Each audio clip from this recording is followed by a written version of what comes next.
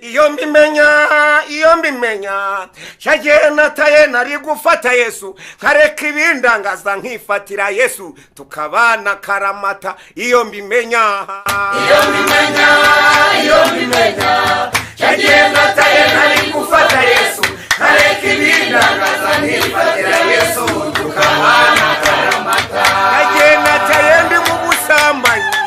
cyagiye nataye ndi mu nzangano cyagiye nataye ndi mu bujura cyagiye nataye ndimo kuraguza nshaka amahoro ariko ndayabura iyo mbimenya icyo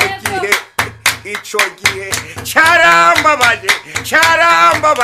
njyewe iyo mbimenya nari gufata Yesu nkareka ibindangaza nkifatira Yesu tukabana karamata iyo mbimenya cyagiye nataye nari gufata Yesu nkareka ibindangaza nkifatira Yesu tukabana karamata cyagiye nataye ntazi uwo mugabo utanga amahoro uwo mwami ni mwiza atanga amahoro uwo mwami ni mwiza guha umudendezo warawubuze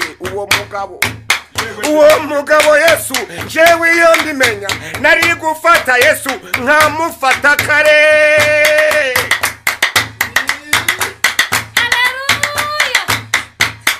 none icyo gihe cyarambabaje iyo mbimenya kare nari gufata Yesu nkareka ibindangaza nkifatira Yesu tukabana karamata iyo mbimenya